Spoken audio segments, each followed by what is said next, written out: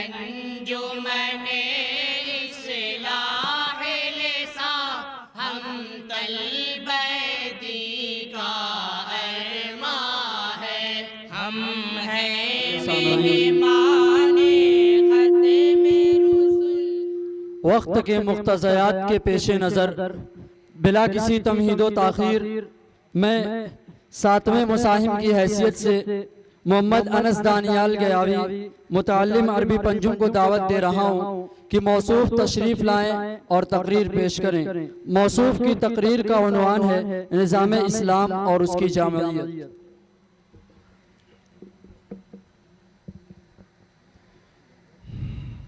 बिस्मिल्लाहिर्रहमानिर्रहीम नहमदुहु व नुसल्ली अला रसूलिहिल करीम अम्मा बाद फ़अऊज़ु बिल्लाहि मिनश शैतानिर रजीम बिस्मिल्लाहिर्रहमानिर्रहीम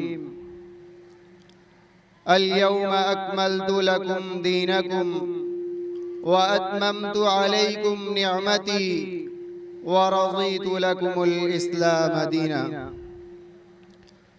सदर मुहतरम, इज़्ज़त मआब उलमाए किराम, हज़रात हकम साहिबान, मुअज़्ज़ज़ मेहमानान इज़ाम, तलबाए नेक नाम और हाज़िरीन इज़ाम, अस्सलामु अलैकुम व रहमतुल्लाहि व बरकातुहू।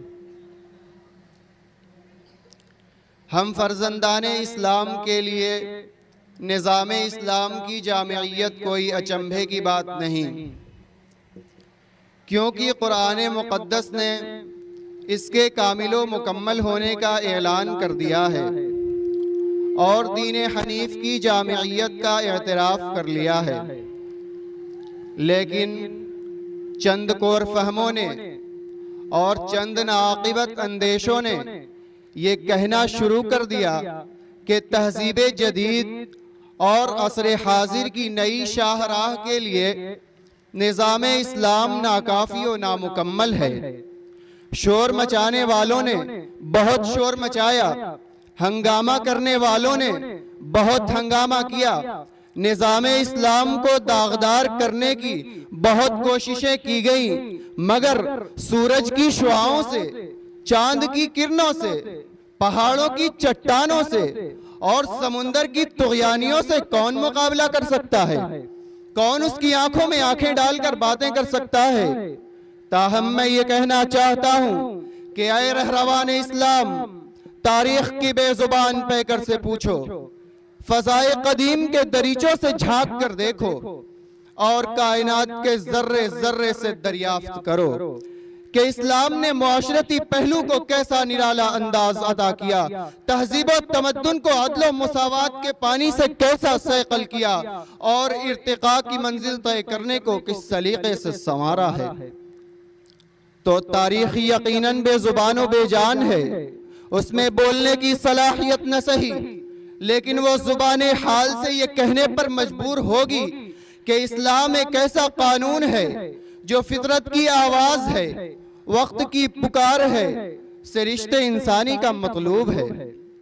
अगर हमारा मुआशरा फाका कशी व तंगदस्ती पे मातम कुना है तो आए मुआशरे में जिंदगी बसर करने वालों, फर्जियत ज़कात पे गौर करो, सदक़े फित्र के वजूब पर उचटती नजर डालो, बैतुल माल कायम करने की हिकमत अमली सामने लाओ।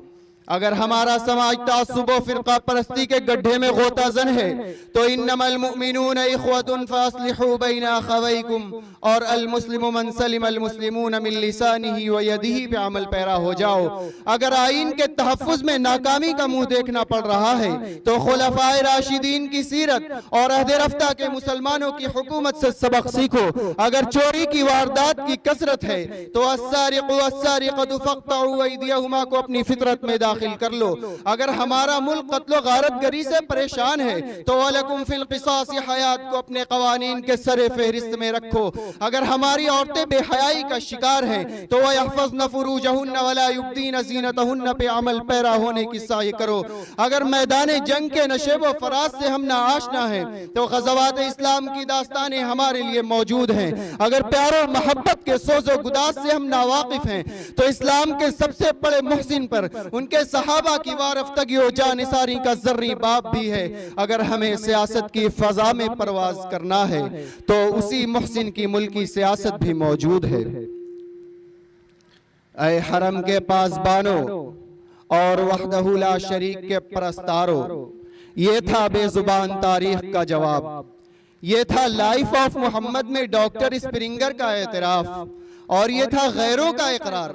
भला बताओ तो सही कि जमाने का कौन सा ऐसा तकाजा है जिसे निजाम इस्लाम पूरा नहीं करता?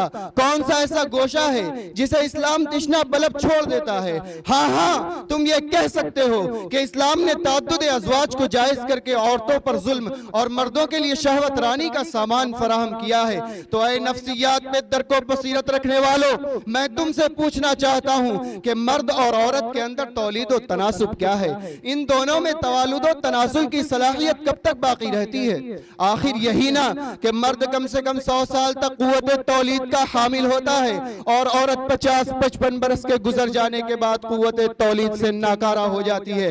तो अगर मर्द के लिए सिर्फ एक शादी रखी जाती तो अपनी बीवी के 50 साल के गुजर जाने के बाद दूसरी अजनबी औरतों का तवाफ करने पर मजबूर होता, इस्मत दरी का और भी बोलबाला हो जाता। इसलिए कुर्बान जाओ ऐसे निजाम पर जिसने मर्द के लिए 4 शादियों की इजाजत देकर निजाम कायनात को मुंजबित और बच्चे के नसबनामे को बरकरार रखने की भरपूर कोशिश की है।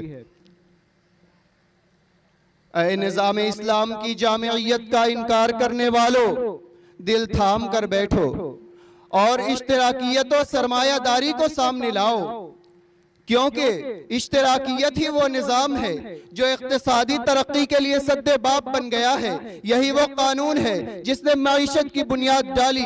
यही वो पर्सनल लॉ है जिसने जाती मिल्कियत के खिलाफ आवाज बुलंद किया। लेकिन तुम्हें क्या मालूम कि ये एक ऐसा कानून है जिसके नतीजे में फितरत इंसानी ये सोचने पर मजबूर हो गई कि ज्यादा कठिनाइयां बर्दाश्त करने से क्या फायदा, मेहनत और मशक्कत के जरिए आसमान और जमीन के कुल्लाबे मिलाने से क्या सरोकार, जबकि हमारी जोहदे मुसलसल की कोई कदर कीमत नहीं और हमारे इखलास का कोई मुनासिब बदला नहीं।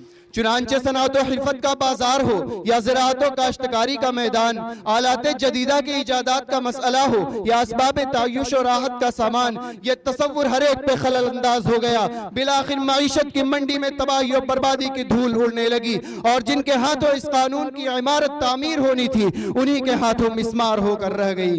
दिल के फफोले जल उठे सीने के दाग से, इस घर को आग लग गई घर के चिराग से। इतने ही पर बस नहीं बल्कि जरा उचटती नजर सरमायादारी पे भी डालते चलो जिसने इनफरादी मिल्कियत का तसव्वुर पेश किया।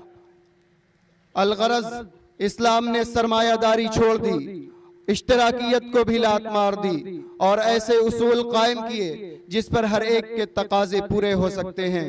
चूंकि तवील उम्र है दरकार इसके सुनने को, हमारी दास्तां अल्फाज मुख्तसर में नहीं। वमा अलैना इल्लल बलाग।